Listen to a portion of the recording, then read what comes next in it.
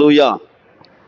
అందరికీ వందనాలు, స్తోత్రము, ఘనత, మహిమ, ప్రభావాలు ప్రభువుకు చెల్లునుగాక. ఒక చిన్న వాక్యం ధ్యానం చేద్దాం. దేవునికి స్తోత్రం. హల్లెలూయా. 2వ రాజుల గ్రంథం 8వ అధ్యాయం.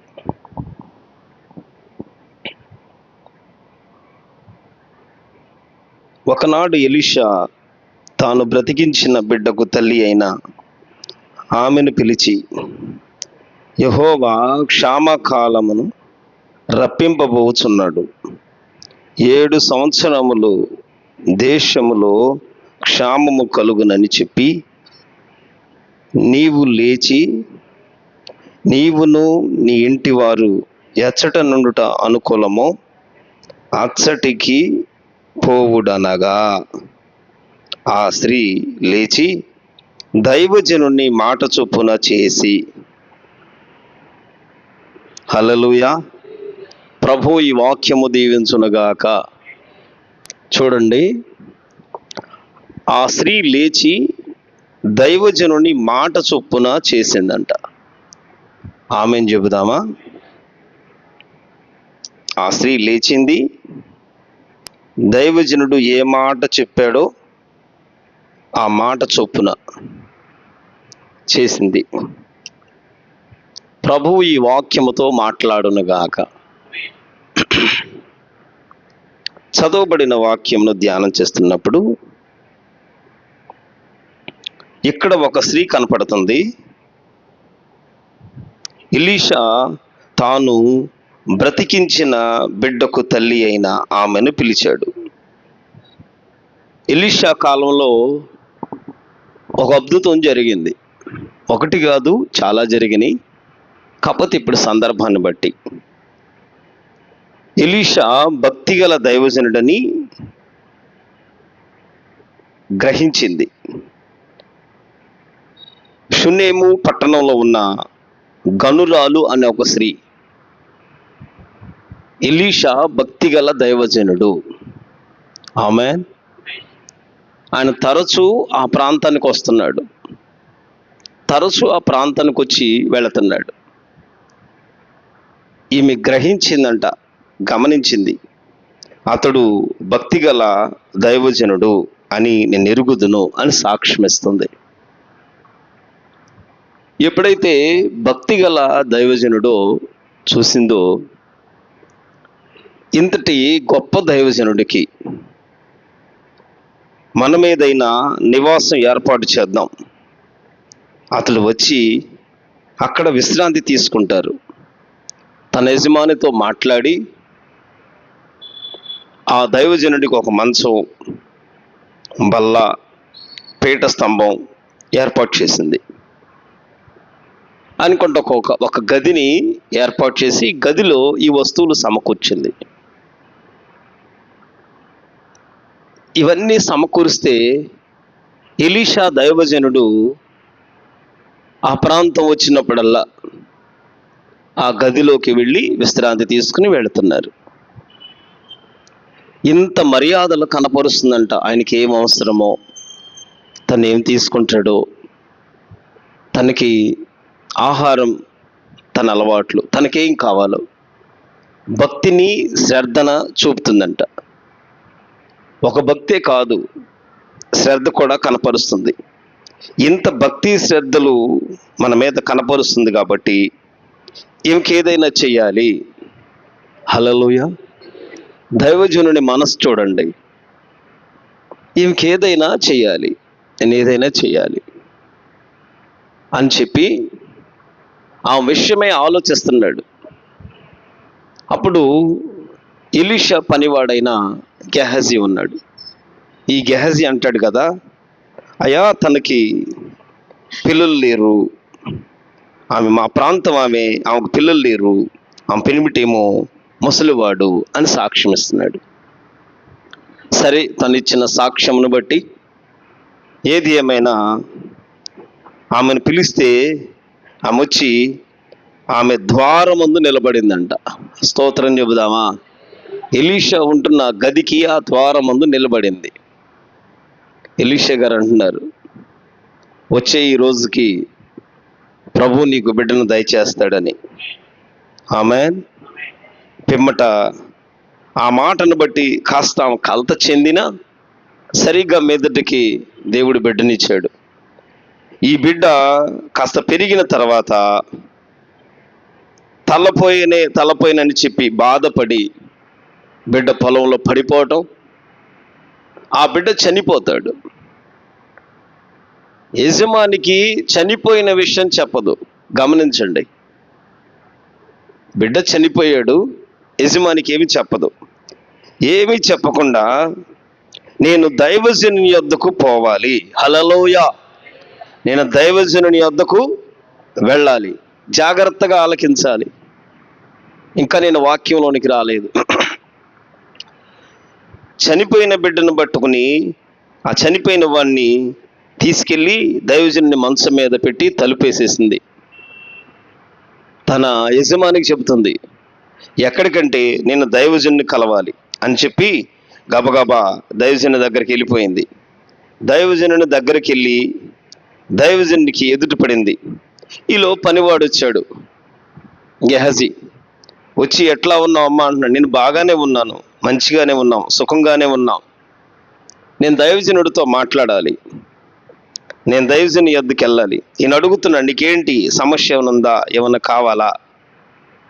ఏమి చెప్పట్లా, మేము బాగానే ఉన్నాం. ఎంత గొప్ప నిబ్రం, విశ్వాసం, ధైర్యం. తన దైవజనుడు ఏదైనా చేయగలడో, ఆ దైవజనుడు కలిగిన దేవుడు ఏదైనా చేయగలడో తను గెహజీతో చెప్పట్ల. తన బాధక సాధలో తన భర్తకు చెప్పుకోలే, ఎవరికి చెప్పకుండా దైవజనుడిని కలవాలి అంతే. నేను సుఖంగానే ఉన్నాను అని చెప్పి దైవజనుడి దగ్గరికి వెళ్ళిపోయింది. దైవజనుడి దగ్గరికి వెళ్ళి ఏడుస్తుంది, కన్నీరు విడుస్తుంది. అయినా ఎలీషా తన దండం ఇచ్చాడు, తన చేతిలో ఉన్న కర్రనిచ్చాడు, తీసుకెళ్ళమన్నాడు. గెహజీ తీసుకెళ్ళి 7 మార్లు బిడ్డ మీద పెట్టాడు, ఏ మేలు కలగల. ఎలీషా ఆ గదిలోనికి వెళ్ళి ఆ బిడ్డ మీద ప్రార్థన చేశాడు, హల్లెలూయా, ప్రార్థన చేశాడు. ఆశ్చర్యంగా దేవుడు బ్రతికించాడు. ఆమేన్ చెప్పండి. ఇది అంతా ఎందుకనంటే, ఒక దైవజనునికి ఆమె ఎంత ప్రేమించిందో, ఒక దైవజనుని యందు ఎంత విశ్వాసం చూపిందో. అసలు మొదట భక్తిగల దైవజనుడు అంటాం. ఆ దైవజనుడికి ఒక మంచం, బల్ల, దీపస్తంభం ఏర్పాటు చేయటం. అతడు వచ్చినప్పుడల్లా పోవున్నప్పుడల్లా ఇక్కడికి వస్తాడు, విశ్రాంతి తీసుకుంటారు. తనకి ఆహారం కానీ తనకి ఏదైనా భక్తిగా శ్రద్ధగా చూడటం, వీటన్నిటిని బట్టి ఎలీషా మనసులో ఈమెకి ఏదైనా చెయ్యాలి,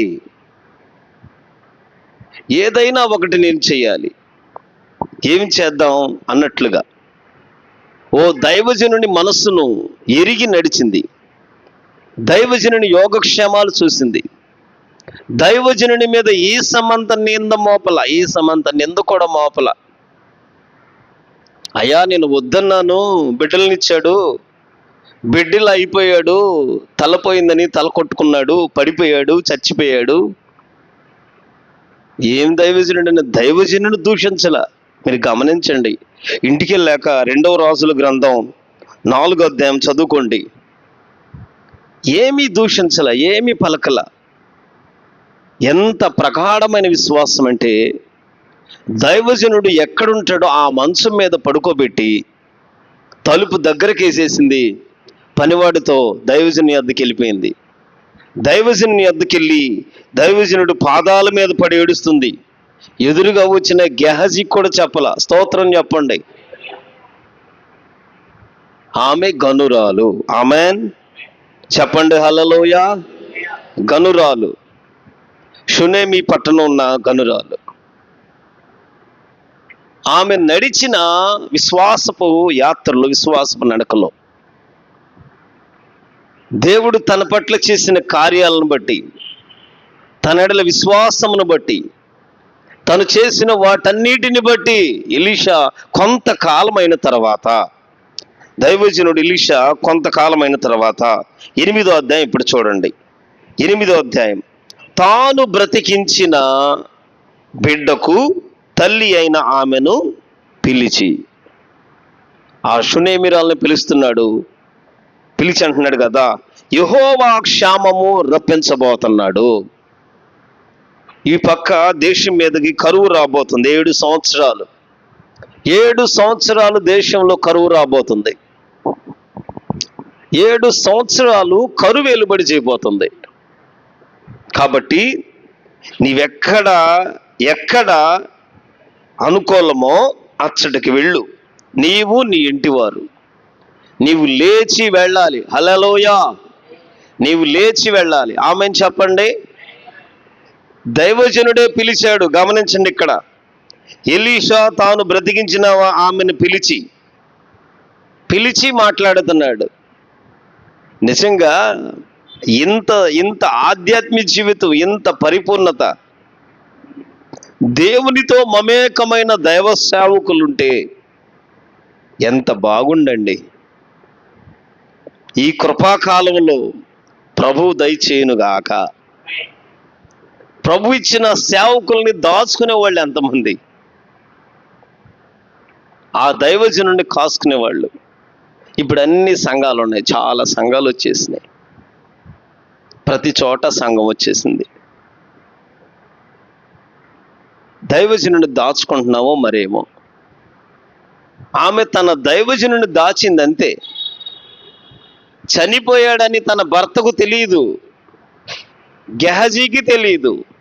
విశ్వాసం తెలిపింది అంతే, ఇంకేం లేదు. దైవజనుడు దైవజనుడు దైవజనుడు దైవజనుడు దైవజనుడు వచ్చి ప్రార్థన చేసి ఆ బిడ్డను బ్రతికించాడు. హల్లెలూయా. దైవజనుడు ఇప్పుడు పిలుస్తున్నాడు. 7 సంవత్సరాల దేశంలో క్షేమం కలుగుతుంది.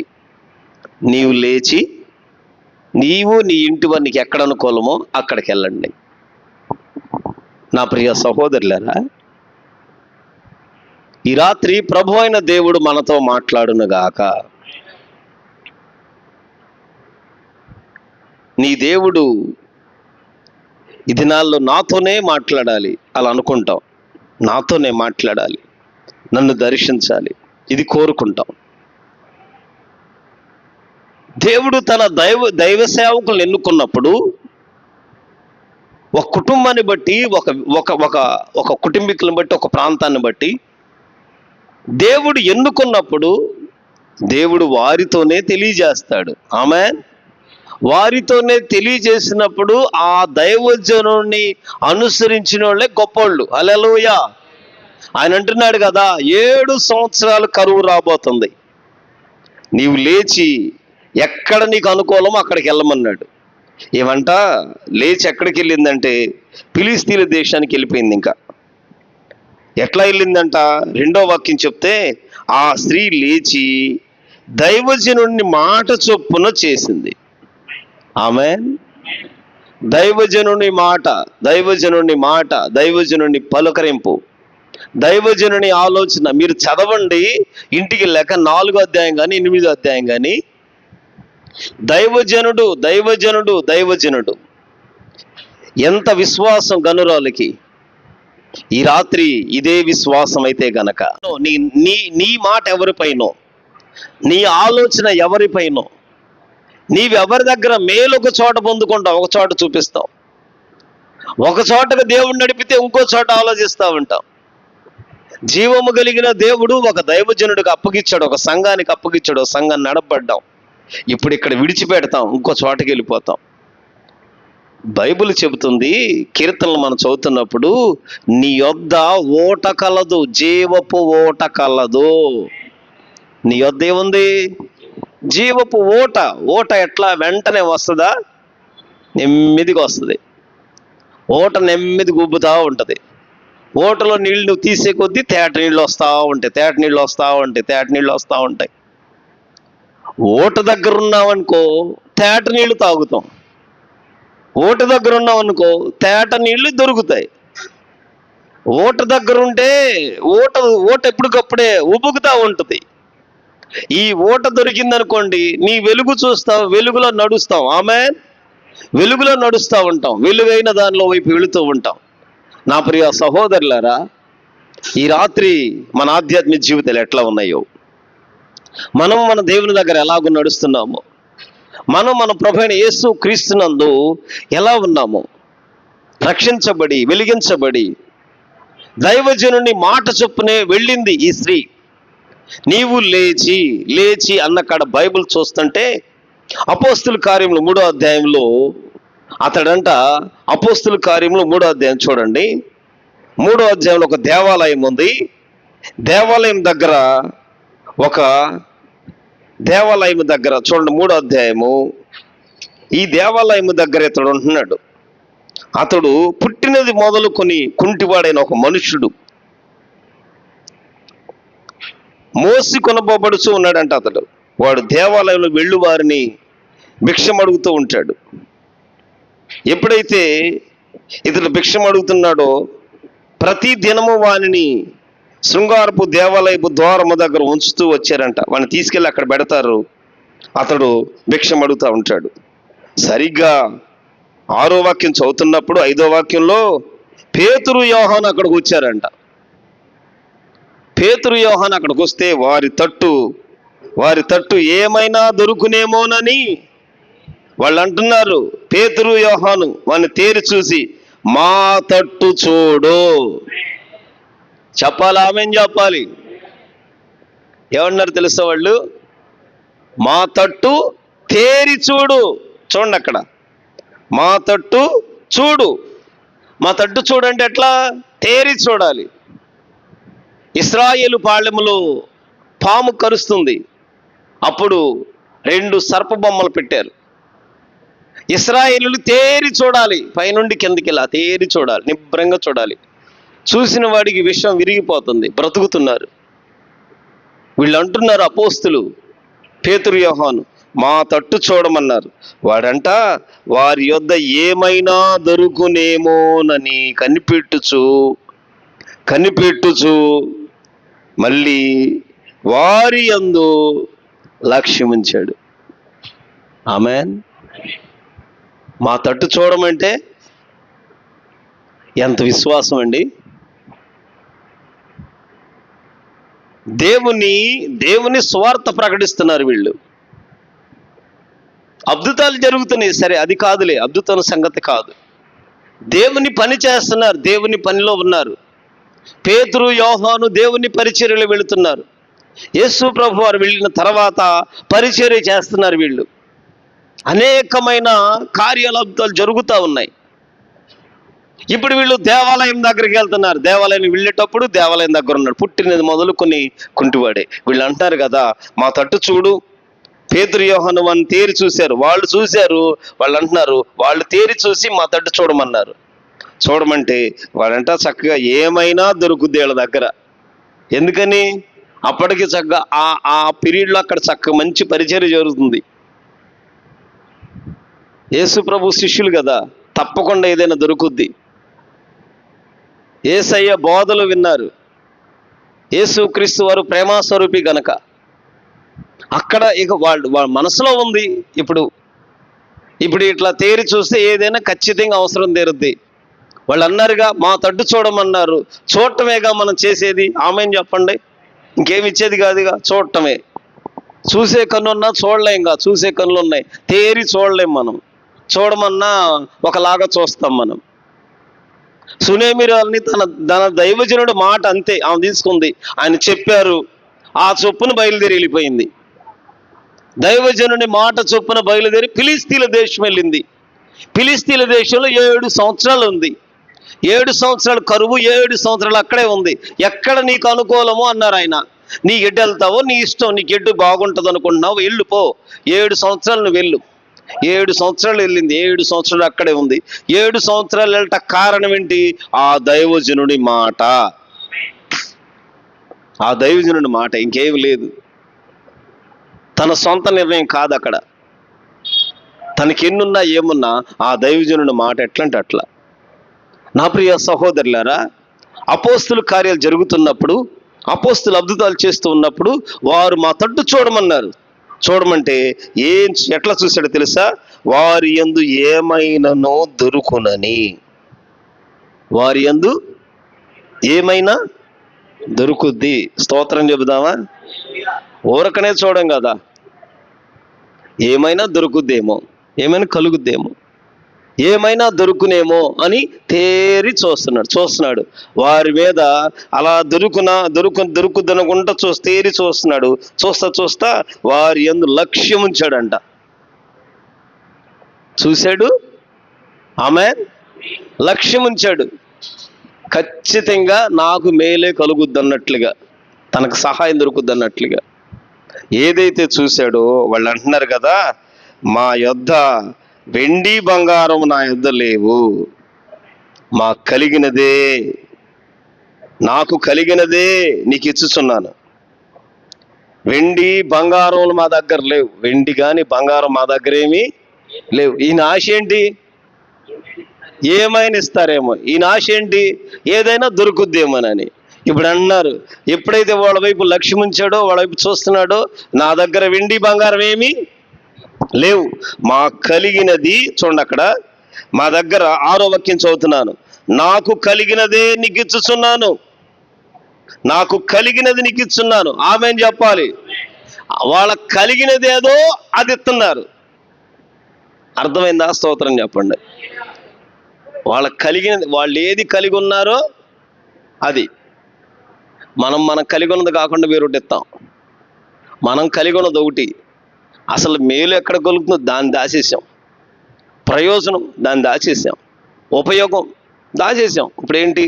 ఇప్పుడు మనం కనపడాలి, నేను కనపడాలి, లేదు వాళ్ళకి కనపడాలి. కాబట్టి ఈ ఫ్యాన్ వేసినప్పుడు పలానా జయరాజు గారు జ్ఞాపకార్థం అక్కడ ఫ్యాన్ మీద ఉండాలి. ఆ బాక్స్ ఇచ్చాం, బాక్స్ కొని పెట్టాం, ఆ బాక్స్ మీద ఉండాలి. ఎవరు అడగాలి అక్కడికి వచ్చిన వాళ్ళు, ఏంటండి ఇది ఏంటండి అంటే, ఆ పలానా వాళ్ళు ఇచ్చారు సార్ అనాలి. వాళ్ళు ఏది చేశారో అది కనపడాలి. వీళ్ళు అంటున్నారు, మాకు కలిగినదే నీకు ఇస్తున్నాం. అర్థమైందో లేదో మరి? మాకు కలిగినదేదో, మనలో ఏది కలిగి ఉన్నామో, మనం ఏది ఉందో మన దగ్గరే మనం కలిగి ఉన్నాం, అంటే కలిగి ఉన్నాం.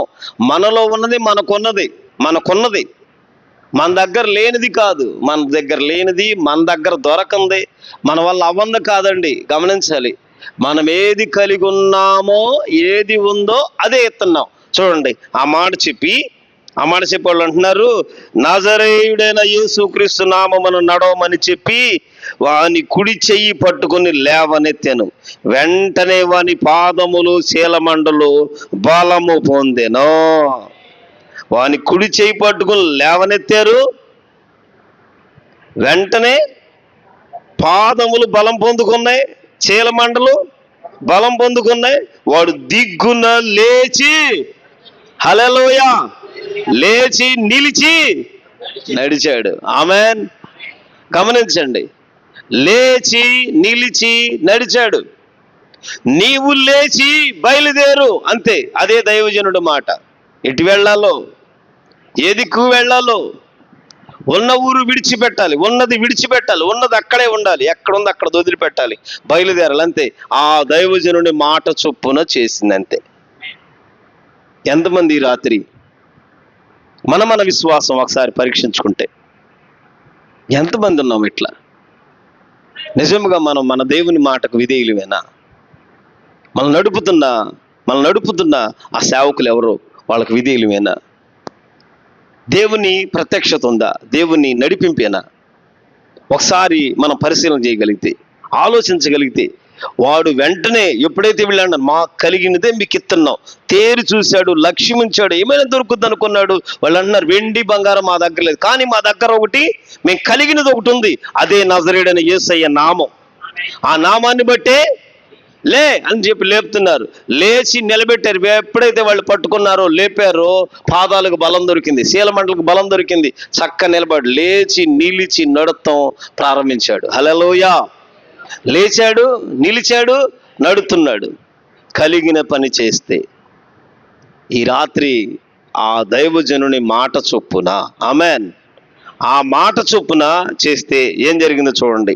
షూనేమిరాలు 2వ రాజుల గ్రంథం ఒకసారి చూసినప్పుడు 2వ రాజుల గ్రంథం 8వ అధ్యాయము, ఆ స్త్రీ లేచి దైవజనుని మాట చొప్పున తన ఇంటి వారిని తోడుకొని ఫిలిస్తీన్ల దేశమునకు పోయి 7 సంవత్సరాలు అక్కడే నివాసం ఉండిపోయింది. అంటే 7 సంవత్సరాలు ఫిలిస్తీన్ల దేశానికి వెళ్ళింది. ఆయన అన్నారు కదా, నీకెటు అనుకూలమో అక్కడికి వెళ్ళు, నీకెటు అనుకూలమైతే అక్కడికి వెళ్ళు, నీ ఇష్టం, నువ్వు ఎటు వెళ్ళాలనుకుని అటు వెళ్ళిపోమన్నారు. నీకు అనుకూలమో నీ వెళ్ళగలిగినది గమనించాలి. నీకేది అనుకూలం అంటే నీకెటు వెళ్ళాలనుకుని నీ మనసు ఎట్టు నడిపితట్టున్నాడు. ఆమె ఫిలిస్తీన్ల దేశం ఎన్నుకుంది. ఫిలిస్తీన్కి ఇశ్రాయేలుకి ఏం పడదు, అయినా ఫిలిస్తీన్ల దేశం ఎన్నుకుంది. ఫిలిస్తీన్ల దేశం వెళ్ళి 7 సంవత్సరాలు అక్కడే ఉంది. 7 సంవత్సరాలు అయిపోయిన తర్వాత, ఎప్పుడైతే 7 సంవత్సరాలు అయిపోయిందో ఫిలిస్తీన్ల దేశం నుండి మరలా వాళ్ళ ఊరు వచ్చేసింది. హల్లెలూయా. దైవజనుడు ఎన్ని సంవత్సరాలు ఉండమన్నాడు? 7 సంవత్సరాలు. 7 సంవత్సరాలు తీరటమే మళ్ళా ఊరిలోకి వచ్చేసింది. 7 సంవత్సరాలు ఉండమంటే మనం ఇక్కడ వ్యాపారం బాగుందనుకో వదిలిపెడతామా?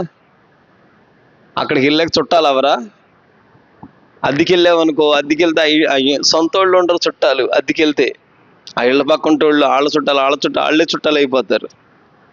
నేను విజయవాడ ప్రభు ఇంటికి ఒకసారి వెళ్ళాను. వాళ్ళ అబ్బాయి పుట్టినరోజు అంటే గడ్డిపాడి నుంచి అటు వెళ్ళా. నేను వెళ్తే ఎవరూ రాలి. అప్పుడు నేను వెళ్ళేపాటికి ఆ ఉన్న అద్దెకున్న వాళ్ళు ఆ పడమట ఆ సెంటర్లో ఆ కిందన్న వాళ్ళందరూ, అద్దెకున్న వాళ్ళందరూ ఆ చుట్టుపక్కల వాళ్ళే వచ్చేసారు. కేకు తెచ్చేవాళ్ళు కేకు తెస్తున్నారు, మిగిలిన వాళ్ళు బట్టలు తెచ్చేవాళ్ళు బట్టలు తెస్తున్నారు, అన్ని తెస్తున్నారు, క్యాండిల్ తెస్తున్నారు, వెలిగించేస్తున్నారు. ఎందుకమ్మ వాళ్ళు వచ్చేపాటికి వీళ్ళు వచ్చేసారు. వీళ్ళే చుట్టాలాగా మొత్తం ఇల్లంతా కమ్మేశారు, భోజనాలు వండేశారు. అసలు వాళ్ళు రాల, ఇంకెవరూ రాల. మనం ఒక చోటకి వెళ్ళి అద్దెకున్నామనుకో వాళ్ళే చుట్టాలు అయిపోతారు. ఓ పక్కకి వెళ్ళామనుకో ఆ ప్రాంతానికి మనం అతుక్కుపోతాం. మరి దైవజనుడి మాటకి ఎంత గౌరవం, ఎంత విధేయత.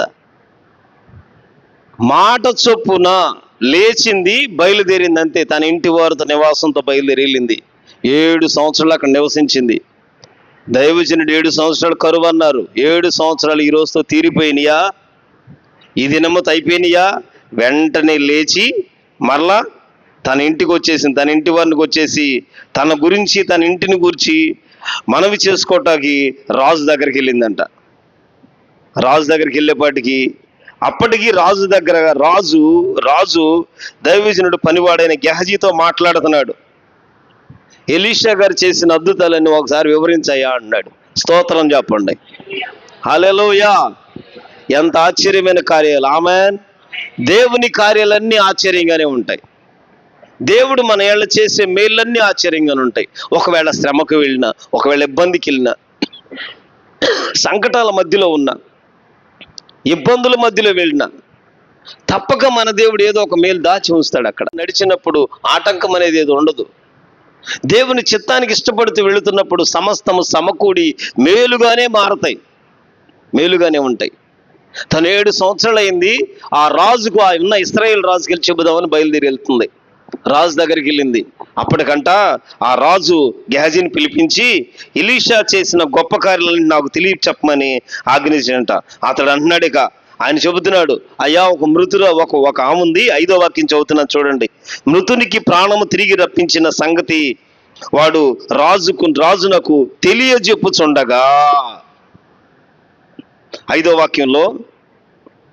వాక్యంలో అతడు ఒక మృతునికి ప్రాణము తిరిగి రప్పించిన సంగతి ఒకటి ఉంది అని రాజునకు తెలియచెప్పగా, ఎలీషా బ్రతికించిన బిడ్డ తల్లి ఆ ఇంటిని గూర్చి, భూమిని గూర్చి రాజుతో మనవి చేయవచ్చెను.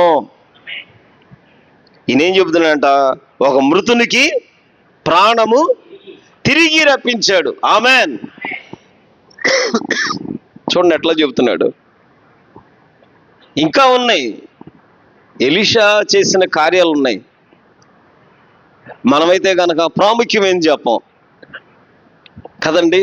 చూడండి, ప్రాముఖ్యమైన చెప్పం, మనకు నచ్చింది చెబుతాం. దేవుని నామానికి మహిమ కలిగినట్లు చెప్పలేం. దేవునికి ఘనత కలిగేది, దేవునికి స్తోత్రం కలిగేది. ఎలీషా చేసిన కార్యాలు ఎన్నో ఉన్నాయి, ఎన్నో అద్భుతాలు ఉన్నాయి. వాటిలో అవన్నిటికంటే ప్రాముఖ్యంగా మొదట తీసుకొచ్చిన మాట ఏంటంటే, ఒక మృతునికి ప్రాణము, ఆమేన్, ప్రాణము తిరిగి రప్పించాడు. మా ఎలీషా చేసిన కార్యం ఏంటంటే, దేవుడు ఆయన ద్వారా చనిపోయిన వారిని కూడా బ్రతికించాడయ్యా. ఆ బిడ్డ తల్లి ఉన్నారు, పలానా చోట ఉన్నారు, ఆ బిడ్డ సజీవంగా ఉన్నాడు, ఇప్పుడు ఆ తల్లి కూడా ఉంది అని చెబుతూ ఉన్నాడు. తెలియజెప్తా ఉండంగానే ఇంతలో ఎలీషా బ్రతికించిన తల్లి బిడ్డ ఇంటిని గురించి, భూమిని గురించి రాజుతో మనవి చేయడానికి వచ్చిందంట. అంతటి గెహజీ అంటున్నాడు, నా ఏలిన వాడవైన రాజా, ఆ స్త్రీ, ఆమేన్, ఆ స్త్రీ ఇదే. 7 సంవత్సరాలు అన్న తర్వాత మనం 8వ సంవత్సరంలో వస్తాం కదా. మనమైతే గనక దేవుడు ఇటు చెప్తాడా? ఇట్లా ఎందుకు చెప్తాడు? మనకు అన్ని సందేహాలు, అనుమానం కలిగిన తర్వాతే విశ్వాసం, సందేహించిన తర్వాతే విశ్వాసం. మనం ఎవరిపైన ఆనుకున్నాం?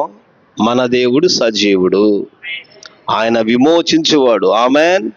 సమస్తము సమకూడి మేలుగా చేస్తాడంటే మొదట నీవే దైవజనుడు, ఆ దైవజనుడి మాట నెరవేరుస్తాడు. మాట దాటి వెళ్ళడు. అప్పగించిన దేవుడు ఖచ్చితంగా ఆ మాట జరిగిస్తాడు. కనుక ఏం చేసిందంటే, ఆ దైవజనుడు మాట 7 సంవత్సరాలు అయిపోయింది, వచ్చింది. వచ్చాక రాజు దగ్గరికి వెళ్ళి, వారి భూములు ఉన్నాయి, వారి ఇల్లు ఉంది, ఆ నివాసం, వాటన్నింటినీ రాజుకు తెలియచెప్పుకోవాలి, వెళ్దామని చెప్పి బయలుదేరింది. అంతకు చక్కగా అప్పటికి రాజు అంట గెహజీని పిలిపించి, అసలు ఎలీషా చేసిన కార్యాలు ఏంటో వివరించు అంటున్నాడు. ఈయన ప్రాముఖ్యమైన విషయం ఏంటంటే, మృతులను సజీవులుగా చేశాడు. మృతులు అన్న వాళ్ళని ప్రాణదానమైంది, ప్రాణం వచ్చింది, తిరిగి బ్రతికారు. ఆ తల్లి, ఆ బిడ్డ నేడున్నారయ్యా, సజీవంగా ఉన్నారని చెప్తున్నాడు. ఆ మాట తెలియజెప్తా ఉండగానే సరిగ్గా ఎదురుకెళ్ళింది. ఆమేన్. చూడండి అసలు దేవుని కార్యాలు. మనం దేవుని దైవజనుల మాట మీద మనం ఆనుకోగలిగితే, దైవజనుడి మాట తట్టు మనం చూడగలిగితే, ఇక దేని తట్టు కాదు, నీ కన్ను కుడికి ఎడమ కాకుండా తిన్నగా ప్రభువు నడుపుతున్నాడు అంతే. ఆ దైవజనుడే దైవజనుడు, ఆయన భక్తి కలిగిన వాడు. అతడు ఎలా నడుస్తాడో నీవు సరిగ్గా ఎరిగితే గనక, సరైనగా నిజముగా చూస్తే, ఆ దైవజనుని మాట చొప్పున, అంతే. ఆ దైవజనుని మాట చొప్పున ఏం లేచింది, అక్కడికి వెళ్ళింది. అపోస్తుల కాలంలో అపోస్తుల మాట చొప్పున పుట్టింది మొదలుకొని కుంటివాడు, అతన్ని మోసుకెళ్ళి అక్కడ కూర్చోబెట్టాలి, ఆ దేవాలయం దగ్గర కూర్చోబెట్టాలి. అతడు అపోస్తులు వస్తున్నారుగా, పేతురు, యోహాను వారి వైపు తేరి చూస్తున్నాడు. మా తట్టు చూడమన్నారు వాళ్ళు వెళ్ళి. మా తట్టు చూడమంటే యేసు శిష్యులు కదా, యేసు తర్వాత పరిచర్యలు చేస్తున్నారు, పరిచర్యలు విస్తరించిపోతున్నాయి, అద్భుతాలు జరుగుతున్నాయి, ఆశ్చర్యాలు జరుగుతున్నాయి. పేతురు, యోహాను ఎటు తట్టు కార్యాలు జరుగుతున్నాయి. అనేకులు ప్రభువైన దేవుని తట్టు తిప్పబడుతున్నారు, దేవునికి మహిమ కలుగుతుంది, యేసును అంగీకరిస్తున్నారు, బాప్తిసాలు పొందుతున్నారు. ఇంతటి ఘనకార్యం జరుగుతున్నప్పుడు ఇతడు ఎప్పుడైతే మా తట్టు చూడమని అన్నారో, ఖచ్చితంగా ఏదో జేబులో నుండి గొప్పదే ఇస్తారు, ఏదైనా మనకు దొరుకుతుంది అంతే. వాళ్ళు లక్ష్యం ఉంచాడు, ఏదైనా దొరుకుద్ది వీళ్ళ నుండి అనుకున్నాడు, లక్ష్యం ఉంచాడు, ఆయన మీద లక్ష్యం ఉంచాడు. ఎప్పుడైతే చూస్తున్నాడు, వాళ్ళు అంటున్నారు, మాకు కలిగినదే వెండి కాదు, బంగారం కాదు, వెండి బంగారం కలిగిన పరిచర్య కాదు, మాకు కలిగినది ఒకటి ఉంది. మేము ఇచ్చేది వెండి బంగారం కాదు, మా దగ్గర వెండి బంగారం కాదు. దేవాలయం వెళ్ళేటప్పుడు వారు దానం చేసేది వాళ్ళ దగ్గర ఉండే ఉంటాయి కదా, వారు కలిగిన వాళ్ళు కలిగినిస్తారుగా, అది శృంగారమను దేవాలయం కదా. ఆ దేవాలయానికి వెళ్ళే వాళ్ళు ఎవరైతున్నారు, ఏమేమి ఇస్తున్నారు? వీళ్ళు అంటున్నారు, మా దగ్గర వెండి బంగారం లేదు, మాకు కలిగినది ఉంది, అది నజరేయుడైన యేసయ్య నామం. ఆ నామమున దిగ్గున లేచి నిలబడు. వెంటనే బలం పొందుకున్నాడు. ఆమేన్. వెంటనే బలం పొందుకున్నాడు, లేచి నిలిచాడు, నడుస్తున్నాడు, మందిరంలోకి వెళ్ళిపోయాడు. హల్లెలూయా. నిజమే, ఆ దైవజనుని మాట చొప్పున మనం చేసినప్పుడు, దైవజనుని మాట మీద ఆనుకుంటే ఎప్పుడైతే దైవజనుడి మాట మీద ఆనుకుందో సరిగ్గా ఆయన చెబుతున్నాడు, అయ్యా మా ఎలీషా గారు చేసిన కార్యం ఏంటంటే మృతునికి ప్రాణము తిరిగి రప్పించిన సంగతి తమకు తెలియజెప్పుచుండగా ఆయన రాజుకు తెలియజేస్తున్నాడంట. ఈ లోపు ఆమె వచ్చేసింది, అదుగయ్యా ఆ స్త్రీ ఈతే, మరియు ఎలీషా తిరిగి బ్రతికించినది ఈ బిడ్డనే అని చెప్పగా రాజు ఆ స్త్రీని అడిగినప్పుడు ఆమె అతనితో సంగతి తెలియజెప్పింది. కాబట్టి రాజు ఆమె పక్షముగా ఒక అధిపతిని నియమించి, హల్లెలూయా, అక్కడ గేహజీ వెళ్తావేంటి అసలు? ఇంకేదైనా చెప్పొచ్చుగా, గొడ్లు ఊడిపోయిందో చెప్పొచ్చుగా, అయ్యా కొంచెమే పిండిచి కొంచెం ఉంది అంతా సమృద్ధిగా మారిపోయింది అయ్యా చెప్పొచ్చుగా, లేదా నీళ్ల గురించి చెప్పొచ్చుగా, ఇంకా బోల్డ్ ఉన్నాయి కార్యలేవో చెప్పొచ్చుగా, ఎన్నో చెప్పొచ్చుగా. ఆ సందర్భం చూడండి, అసలు రాజు అడగటానికి రాజు ఎదుటికి వెళ్ళినప్పుడు రాజు ఆ మాట తెలియజెబుతూ ఉండగా ఎదురుగా నిలబడింది, ఇదిగో తల్లి, అదిగో బిడ్డ, ఇదే సాక్ష్యం. వెంటనే రాజు అంట ఒక అధిపతిని నియమించి, ఆమె పక్షంగా ఒక అధిపతిని నియమించి ఆమె సొత్తు యావత్తును, ఆమెకి ఎంత ప్రాపర్టీ ఉందో, ఆమెకి ఎంత ఉందో, ఎంత స్థలం ఉందో, ఆ షునేమా ప్రాంతంలో ఏమేమున్నా ఎంతనో ఏముందో, ఆమె సొత్తు యావత్తును, ఆమె దేశము విడిచినప్పటి నుండి నేటి వరకు భూమి ఫలించిన పంట. స్తోత్రం చెప్పాలి. ఎంత ఆశ్చర్యకరుడు దేవుడు. దేవుని కార్యాలు కంటికి కనపడవు, చెవికి హృదయానికి గోచరం కావు. మన దేవుడు అటువంటి అద్భుతాలు చేయగలడో.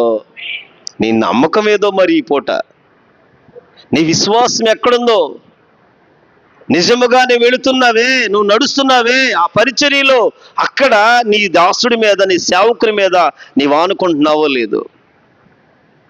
నీ దైవజనుడి ద్వారా నువ్వు ఏ మేలు పొందుకున్నావో, ఏ మేలు విడిచిపెట్టావో. మొదటంటే పొందుకున్నాం బ్రదర్, ఇప్పుడు లేదు అనేది కాదు నేను అడిగింది. నీ దైవజనుడి దగ్గర నీ విశ్వాసం ఏమయ్యిందో. ఆమెను పిలిచాడు ఎలీషా, పిలిచి నీవు నీ ఇంటి వారు లేచి బయలుదేరి వెళ్ళండి, ఎక్కడికైనా నీకు అనుకూలమైన కాడికి వెళ్ళండి. అంతే.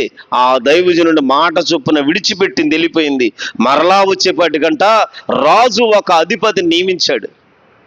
రాజే తన పక్షంగా అధిపతిని నియమించి తన సొత్తు యావత్తును, ఆమె భూమి విడిచి వెళ్ళిన, దేశము విడిచి వెళ్ళిన నేటి వరకు భూమి ఫలించిన పంట.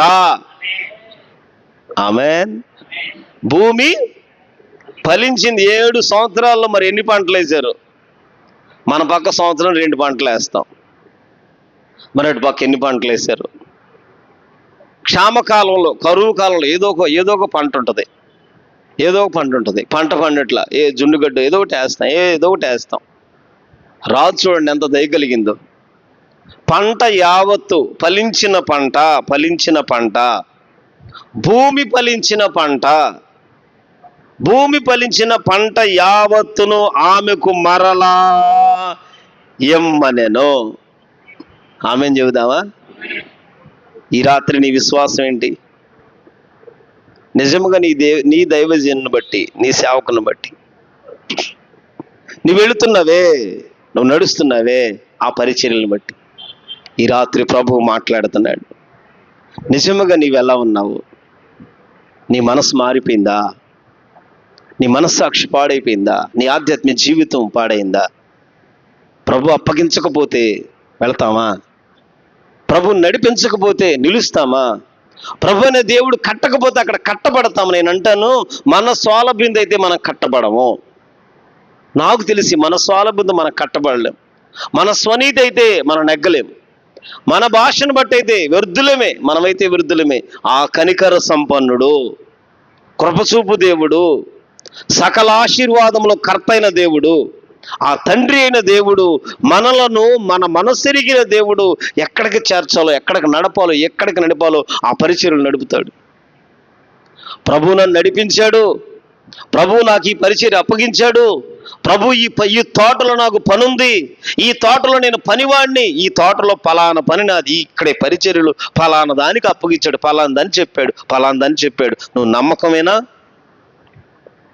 ప్రభువైన దేవుడు మరలా అడిగినప్పుడు ఆమెన్ చూడండి, మరలా వచ్చి ఆమెంట మరలా దేశంలోకి వచ్చింది, వెళ్ళింది, విన్నపం చేసుకుంటుంది. ఎక్కడైతే నేటి వరకు ఆమె సొత్తు యావత్తును దేశము విడిచినప్పటి నుండి నేటి వరకు భూమి ఫలించిన పంట యావత్తు ఏ పంట పండిందో, ఎంత భూమి ఉందో, ఎంత పండిందో పంట యావత్తు తిరిగి ఇచ్చేయమన్నాడు. పంట యావత్ అంతా ఇచ్చేయమన్నాడు. మనం పోగొట్టుకున్న దానికంటే ఆమెన్ రెట్టింపు అనుగ్రహించే దేవుడు. నువ్వు నమ్మకంగా ఉంటే, నమ్మకంగా ఉండే వానికి దీవెనలు మెండుగా కలుగుతాయి. నువ్వు నమ్మకంగా ఉన్నావా? నీ దేవుడేమి దాటి వెళ్ళడు. మన దేవుడు దాటి వెళ్ళే దేవుడేమి కాదు, అన్యాయస్తుడేమి కాదు. మనం నమ్మకంగా ఉన్నావా? బాగా నమ్మకమైన మంచి దాసుడు అంటాడు. ఈ కొంచెం నువ్వు నమ్మకం ఉన్నావుగా, ఇదిగో వీటి మీద ప్రభు ఆధిపత్యం అధికారం దయచేయబోతున్నాడు. కనుక మన నమ్మకాన్ని పోగొట్టుకోకూడదు, మన విశ్వాసాలు పోగొట్టుకోకూడదు, మన భక్తిని పోగొట్టుకోకూడదు. ఎక్కడ చెదలబట్టిందో, ఎక్కడ పాడైపోయిందో, ఎక్కడ విశ్వాసం పాడైందో, ఏ స్థలాల్లో భక్తిని పాడు చేసుకున్నామో, పరిశుద్ధతను పాడు చేసుకున్నాము, ఈ రాత్రి అయినా ప్రభువైన దేవుని తట్టు తిరిగి నీవు అప్పగిచ్చిన పని, నీవు అప్పగిచ్చిన పరిచర్య, నీవు అప్పగిచ్చిన సంఘం, నీవు అప్పగిచ్చిన సేవకుడు, ఆ దైవజనుని మాట చొప్పున తిరిగి మరల పని ప్రారంభించుకుంటే నీ దేవుడు నీ పంట యావత్తు భూమి ఫలించిన పంట యావత్తు, నీ కలిగిన సొత్తు యావత్తు మరలా రెట్టింపుగా దయచేయబోతున్నాడు.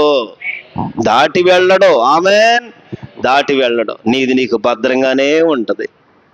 నీ సొత్తు ఎక్కడికి పోదు, నీ వంతు వాట అట్టగా ఉంటది. నీ భూమి పండిందిగా, నీ భూమి అది. బైబిల్ చెబుతుంది, సేద్యం చేసుకునేవాని భూమి పండుద్ది. తన భూమిని సేద్యం చేసుకునేవాడు పండిస్తాడు, ఆ భూమిని పండిస్తాడు. తన భూమిని తాను సేద్యం చేసుకోవాలి కదా, ఇది తన భూమి. అందులో ముళ్ళ పొదలు ఉన్నాయో, గచ్చ పొదలు ఏమున్నాయో ఏరేసుకోవాలి, రాళ్ళు ఉన్నాయా తీసేయాలి, బండలు ఉన్నాయా తీసేయాలి. ఆ భూమిని సేద్యం చేసుకోవాలి. ఇందులో ఏదో ఒకటి పండుద్ది. భూమిలో జీవం ఉంటుంది. ఈ భూమిలో పండేది ఏదో ఒకటి పండుద్ది. మీరు చూడండి, ఈ భూమి ఉంది, ఏముండదు, నాసైనా పెరుగుతూనే ఉంటుంది. అసలు పెరగంది ఉండదు, గడ్డన్న పెరుగుతుంది, పశువుల మేత వస్తుంది, పశువుల మీద కంచి పొలాలైనా మొలుస్తాయి, ఏదో ఒకటి మొలుస్తుంది. భూమిలో ఉన్న జీవం, నీలో ఉన్న జీవం, నీ భూమిని నువ్వు సేద్యం చేసుకోగలిగితే, నీ భూమిని గనక నువ్వు దున్నగలిగితే, అందులో ఉన్న వాటిని అన్నిటిని నువ్వు సరిచేసుకోగలిగితే, నీ దేవుని మాటగా నువ్వు తీసుకుని రాత్రి తన సేవకుల మాట రూఢీపరిచే దేవుడు గనక ఈ రాత్రి అయినా ప్రభువైన దేవుని తట్టు, సేవకుని తట్టు తిరిగి, అయ్యా నిజమే, నీవు అప్పగించిన సేవను విడిచిపెట్టావు, నీవు అప్పగించిన పనిని విడిచిపెట్టావు, నీవు అప్పగించిన దాన్ని విడిచిపెట్టావు. అదే నీ మాట చొప్పున ఉంటే ఏదైతే రాజుతో చెప్పాలో, ఆమెన్, ఏదైతే రావాలో, ఎక్కడ ఆగిపోయిందో, ఎక్కడెక్కడ ఆగిపోయినాయో, ఏ కట్ల మంది ఉన్నాయో, ఎక్కడ ఆగిపోయింది నీకు రావాల్సిన ఆశీర్వాదం, ఎక్కడుందో నీకున్న రావాల్సింది. ఎత్తేది కాదు, నీ బలంతో చేసేది కాదు. నీవు చేయాల్సింది ఒకటి ఉంది, నీకు అప్పగిచ్చింది ఒకటి ఉంది. నీ దైవజనుని మాట చొప్పున వెళ్ళావా, ఆ మాట కాదనుకున్నావా? ఎలీషా కాలంలో ఇలా జరిగింది. ఎలియా కాలంలో కూడా ఆ విధవరాలు సారేపదు ప్రాంతానికి వెళ్ళినప్పుడు, ఇదిగో నేను చెబుతున్నా యేసుగ్రామన్నాడు. అంతే, ఒక్క అప్పమే, ఆ ఒక్క మొదటి అప్పము వేసి నాకి అది మిగిలినడుతో మీరు తినమన్నాడు. ఏమి సందేహించొద్దు, అంతే, చెప్పినట్టు చేయమన్నాడు. అంతే. ఆ దైవజనుని మాట చొప్పున, ఆమెన్, ఆ దైవజనుని మాట చొప్పున ఆమె ఏం చేసింది? మొదటి అప్పం వేసింది. మొదటి అప్పం వేస్తే ఒకరోజు తిన్నారు వాళ్ళు. ఆమె ఏం చెప్పింది? అయ్యా ఉన్నదే పిండి కొంచెం, నూనె కొంచెం, ఇది ఒక అప్పం అవుద్దేమో, ఇది వేసుకుని ఈ పూట ఇద్దరం తిని చచ్చిపోదాం అనుకుంటున్నాం. మీరు అట్లా అనొద్దు దైవజనుడా, ఏలియా దైవజనుడు అట్లా అనొద్దు అయ్యా, అట్లా అనొద్దు, ఆ మాట మాత్రం అనొద్దు, అలా అనొద్దు అయ్యా. లేదు, యెహోవా సెలవిస్తున్నాడు, నువ్వు చేతులి మొదటి అప్పం నాకు ఇచ్చి మీరు తినమన్నాడు. అంతే. ఒక అప్పం వేసారు, ఆమెన్, 3.5 సంవత్సరాలు తిన్నారు ఒక రోజు కాదు. హల్లెలూయా చెప్పండి, చెప్పాలి హల్లెలూయా. ఎంత నమ్మకం అండి అసలు. ఒక అప్పం వేసి ఇస్తేనేగా రెండో అప్పం మనం చూసేది. రెండో అప్పం వస్తుందో రాదని విశ్వాసం ఉంటే మనం ఏం చేయలేము. విశ్వాసం లేకపోతే ఆయన అన్నాడు, మొదటి అప్పం నాకు ఇవ్వండి, మొదట వేసింది నాకు ఇస్తురా, మొదట నాకు తర్వాత మీరిద్దరు. అబ్బా, ఆ సేవకుడు ఉన్నంతకాలం సమృద్ధి. ఏలియాను పోషించారు, స్తోత్రం చెప్పండి. ఏలియా పోషించబడటానికి ఏలియాకు దేవుడు ఆ స్థలం ఇచ్చాడంతే. ఏలియాతో పాటు 2 పిల్లలు, ఆ తల్లి ఆ బిడ్డ సమృద్ధిగా నడిచిపోయింది. మరలా కాలం అనుకూలపరిచేదాకా. ఈ రాత్రి అయినా నీకు రావాల్సిన ఆశీర్వాదం ఎక్కడో పోలా, నువ్వు పొందుకోవాల్సింది ఎక్కడికి పోలా. మరలా దేవుడు దయచేస్తాడు. మరలా దేవుడు దయచేయాలంటే ఈ రాత్రి మనసు పెట్టు ఒకసారి. నేను అంటున్నానని కాదు, నీ మనసు తెచ్చుకో. ఈ రాత్రి నీ ఉన్నావు, ఎక్కడున్నావో, ఏ పరిచర్యలు ఉన్నావో. నిజముగా దైవజనుని మాట దాటిపోయావా? దైవజనునికి నీకు సమాధానం లేదా? అరే, దేవుని ప్రేమ కోల్పోయావా? దేవుని చిత్తం తొలగిపోయావా?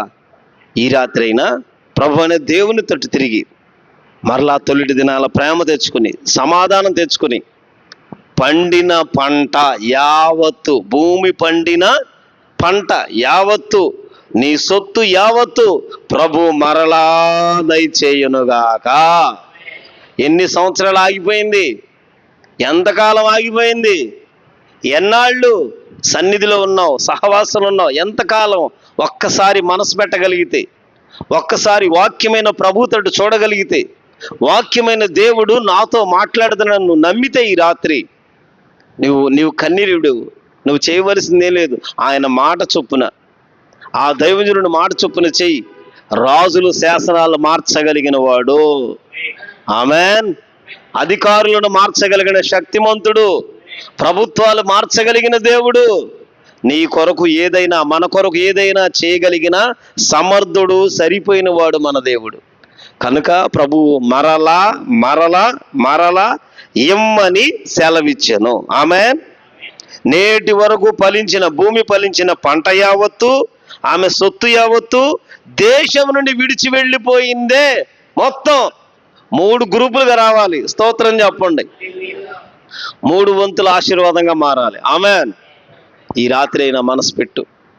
ప్రభు మనతో మాట్లాడుతున్న మాట, ప్రభు అనే దేవుని తోటి తిరిగి, ప్రభు అనే దేవుని పైన ఆనుకుని, ఈ రాత్రి అయినా నిన్ను నీవుగా, ఎక్కడున్నావు, ఏ స్థలంలో ఉన్నావు, ఎక్కడున్నా, ఏ పరిస్థితులు ఉన్నా, ఒక్క మాట నీ హృదయంతో చెప్పి, నీ హృదయం ముందు విశ్వాసం తెచ్చుకో. నీ నోటితో ఒప్పుకో, విడుదల కలుగునట్లు. మనం ఒప్పుకున్న దాన్ని మన కొరకు అపోస్తలుడు, మన కొరకు ప్రధాన యాజకుడు, అదుగో మన ప్రభువైన యేసుక్రీస్తు వారు ఉన్నారు. నీ ఒప్పుకున్న దానికి ముద్ర వేసే దేవుడు, నువ్వు ఒప్పుకున్న దానికి కనికర సంపన్నుడు. నువ్వు ఒప్పుకున్నవే దానిని విడిపించి మరొక త్రోవలో నడిపించడానికి సరిపోయిన వాడు, సజీవుడు, మనం ఆరాధిస్తున్న నజరేయుడైన యేసు అను గొప్ప ప్రధాన యాజకుడు మన కొరకున్నాడు. ఆ ప్రభువు ఈ రాత్రి మన ప్రార్థనలు ఆలకించబోతున్నారు. ఆమెన్. మన ప్రార్థనలు ఆలకించి, అంగీకరించి ముద్ర వేయునుగాక. ప్రభు ఈ వాక్యము దీవించి కృపలోనే ఆశీర్వదించునుగాక. ఆమెన్. ఆమెన్. అందరూ మోకరిద్దాం.